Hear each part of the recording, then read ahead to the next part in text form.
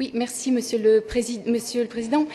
Monsieur le maire, mes chers collègues, à l'heure des restrictions budgétaires et de l'exemplarité qui est demandée aux élus dans la gestion des fonds publics, le rapport de la Chambre régionale des comptes sonne comme le glas pour la ville de Paris en dénonçant avec une grande sévérité la gestion de ces animations.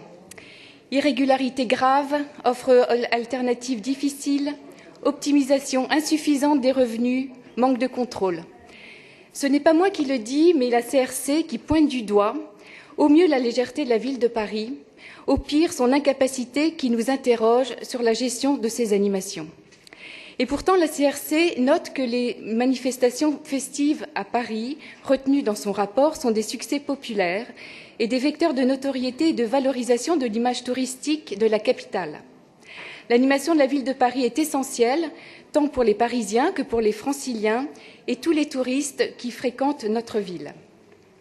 Or, aujourd'hui, la quasi-totalité de ces animations sont au point mort. Il faut dire que pendant des années, l'amateurisme juridique et financier ayant conduit à l'organisation de ces animations et qui est constaté et développé dans ce rapport, ont conduit à cette situation, malgré nos nombreuses remises en garde. En dehors de la foire du trône, au sujet de laquelle la CRC n'émet pas de critiques majeures, l'ensemble des dossiers évoqués sont émaillés d'irrégularités. C'est le cas de la fête à Neuneu et notamment de cette fameuse édition de 2013 qui n'a apporté aucune recette à la ville, mais lui a même coûté 35 000 €. C'est le cas de la Grande Roue de la Concorde, dont l'attribution en 2015 a conduit à la mise en examen de la ville. Et c'est le cas du concert du 14 juillet, dont la société organisatrice bénéficie, selon la CRC, d'une occupation du domaine public à titre gratuit illégal. Concernant le marché de Noël, à proprement parler, les remarques de la CRC apportent un intéressant éclairage sur les conditions d'attribution du marché de Noël des Champs-Élysées par la ville de Paris. Si notre groupe UDI-MODEM a toujours dénoncé le manque d'ambition et d'imagination de la ville de Paris pour les animations de la fête de fin d'année sur la plus belle avenue du monde, la CRC, pour sa part, s'attarde sur ce qui semble être un manque d'intérêt de la ville pour la qualité de l'offre proposée, eu égard à la légèreté des cahiers des charges présents dans les appels d'offres. Elle critique l'incapacité de la ville à faire respecter plusieurs clauses des conventions ou son manque de rigueur dans les règles de passation de ces marchés ou occupations, en termes de délai, de publication comme de cahier des charges.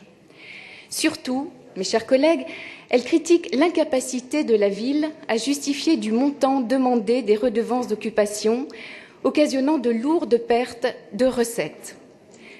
Les nombreuses critiques sont l'occasion pour vous de tirer les conséquences de vos erreurs, pour envisager l'avenir de ces animations avec rigueur et sérieux. Encore faudrait-il que nous cessions de perdre du temps.